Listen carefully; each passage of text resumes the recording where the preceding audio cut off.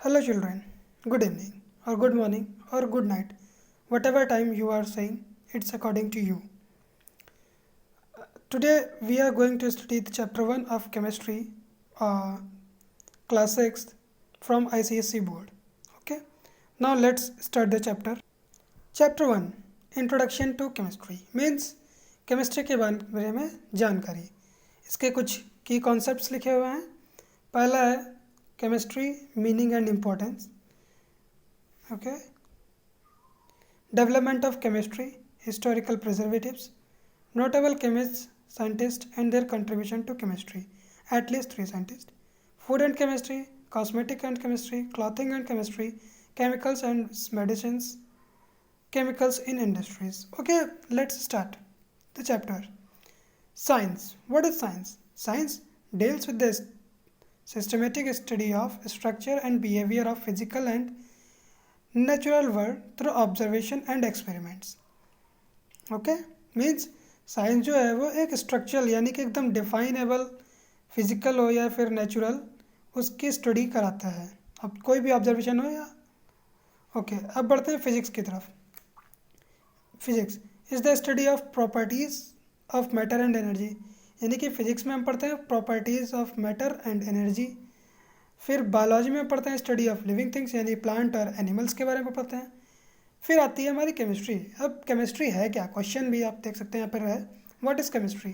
Chemistry क्या है?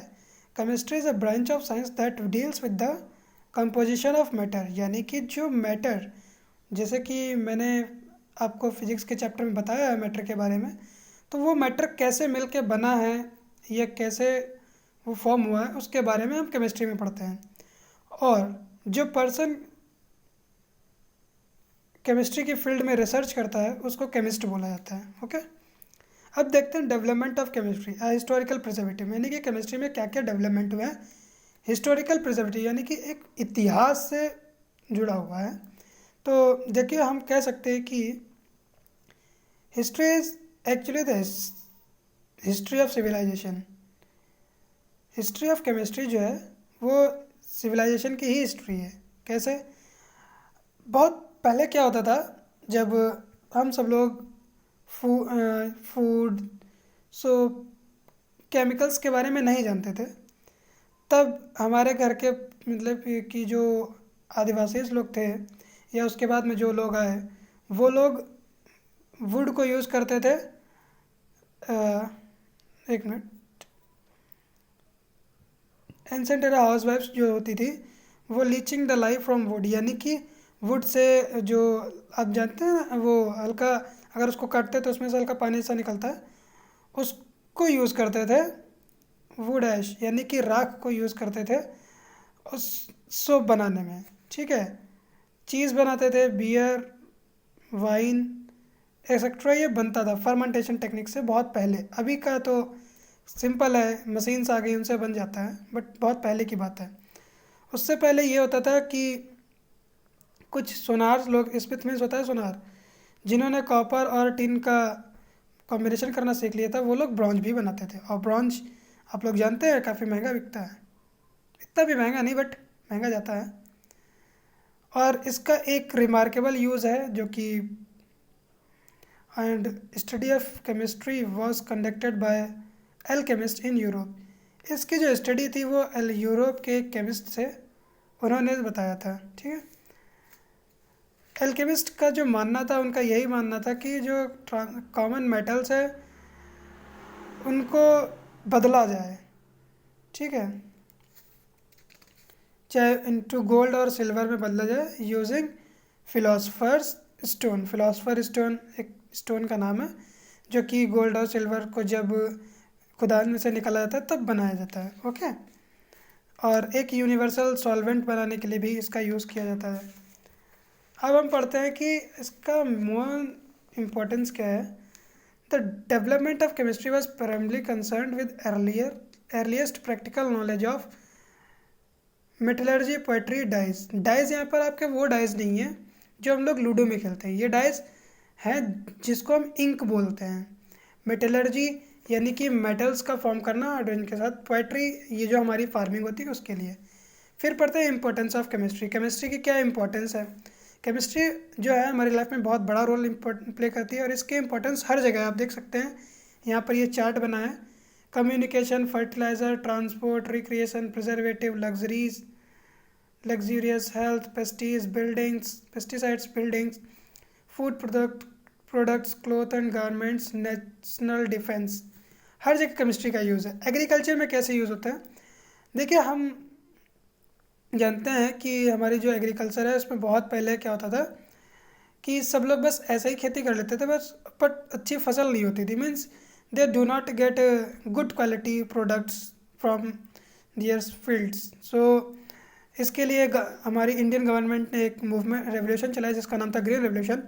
उस ग्रीन रेवोल्यूशन में लोगों को ये बताया गया कि आप कैसे हमारे केमिस्ट्री के प्रोडक्ट्स को यूज़ करके एक अच्छी फसल उपजा सकते हैं। ओके, आपके पेपर में एक क्वेश्चन आ सकता है कि ग्रीन रेवोल्यूशन किसे कहते हैं। ठीक है, ये आप पढ़ लीजिएगा।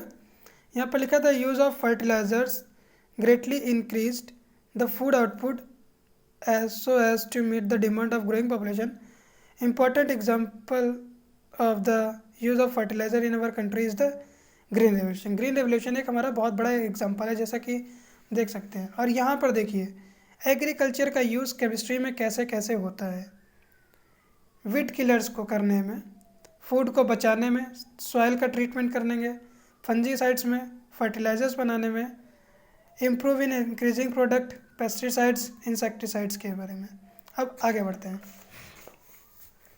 इंडस्ट्री में कैसे यूज़ करते हैं केमिस्ट्री को हम आपको बताते हैं। देखिए हम लोग जो घर में सोप यूज़ करते हैं या हमारे जो टाइल्स लगते हैं घर में, या हम लोग जो पेंसिल, रबर, प्लास्टिक ये सब यूज़ करते हैं, ये सब केमिस्ट्री की मदद से ही बनाई जाती है। और जो दवाइयाँ यूज़ करते हैं ये भी केमिस्ट्री की मदद से ही बनाई जाती हैं।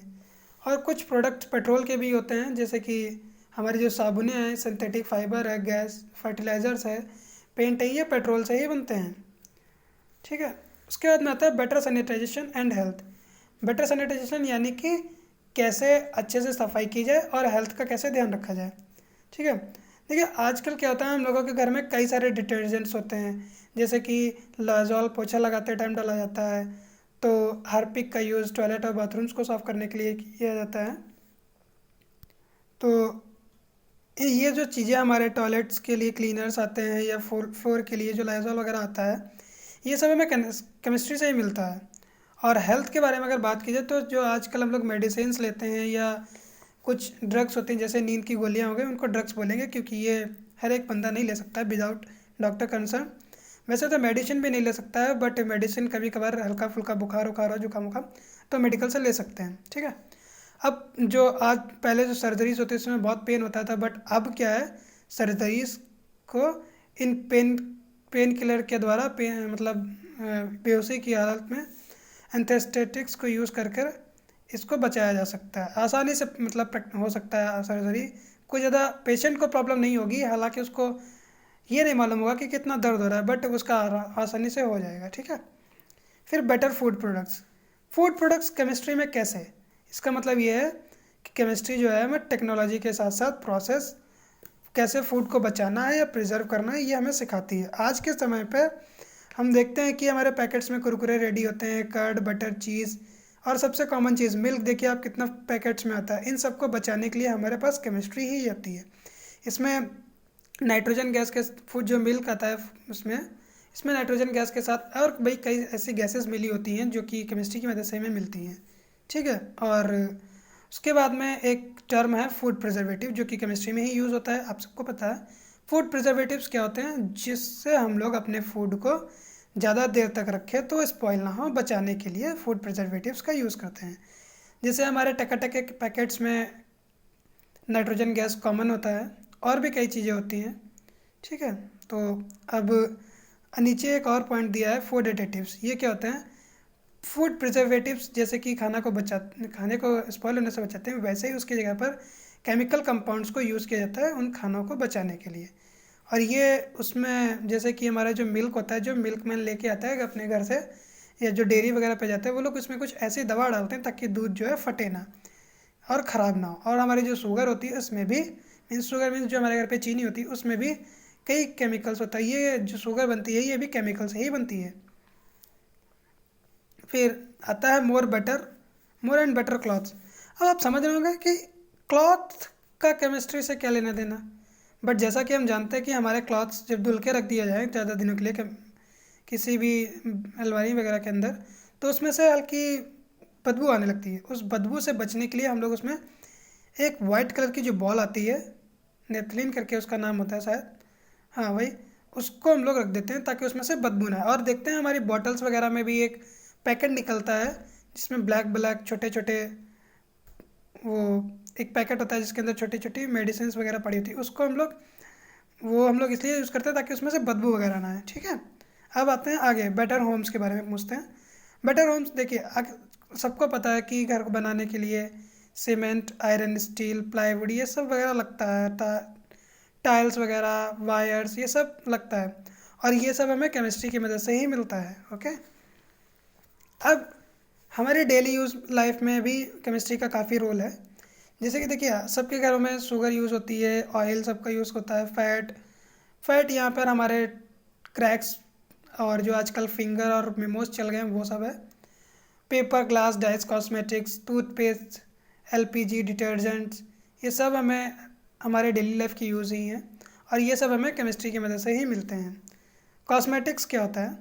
Basically cosmetics are the chemical product use to clean moisture and protect and change the appearance of external body parts. देखिए, आप लोग जानते हैं ना, हमारे घर में बड़ी दीदी लोग या मम्मी लोग, सभी लोग, यहाँ तक कि छोटे बच्चे भी क्रीम वगैरह लगाते हो आप लोग, और जो फेस वॉश वगैरह यूज़ करते हैं वो सब कॉस्मेटिक ही होता है। इससे क्या होता है कि हम लोगों के चेहरे के पिंपल्स चले जाते हैं, हल्का चेहरा साफ़ होने लगता है अगर अच्छे से यूज़ किया जाए। और जो हम लोग पाउडर लगाते हैं वो भी एक कॉस्मेटिक ही है, और वो हर एज के लोग के लिए होता है। और स्पेशली बेबी पाउडर जो होता है वो अलग से आता है, उस इसलिए क्योंकि उसमें लूज़ फॉर्म में उसको बनाया जाता है, और उसमें कॉर्न यानी मक्के के कुछ स्टार्च को मिलाया जाता है ताकि वो जो बच्चों के लिए लाइटली फील हो उनके चेहरे पर, ज़्यादा मतलब लगे ना। जैसे कि हम लोगों के चेहरे पे क्या होता है, लगाते हैं तो हल्का खुरदुरा लगता है, बट उनके ऊपर एकदम स्मूथ लगता है। अब आती है आगे रिक्रिएशन। रिक्रिएशन का मतलब है दोबारा से बनना।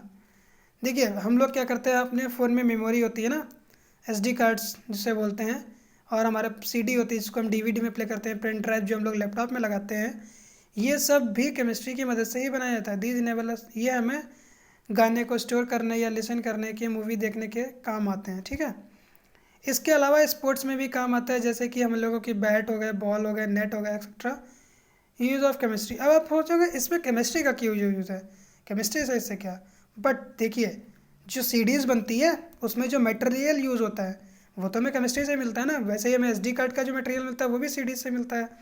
बैट्स, देखिए है तो माना ये वुड है, बट अगर इसको फॉर्म करते हैं, इसको घिसते हैं, पेंट जो इसके ऊपर वगैरह करते हैं, स्टिकर वगैरह, तो वो सब तो हमें केमिस्ट्री की वजह से ही मिलता है ना, इसलिए ये केमिस्ट्री के लिए भी इंपॉर्टेंट है, केमिस्ट्री के नाम से भी ये इंपॉर्टेंट है। फिर आता है ट्रांसपोर्ट के बाद।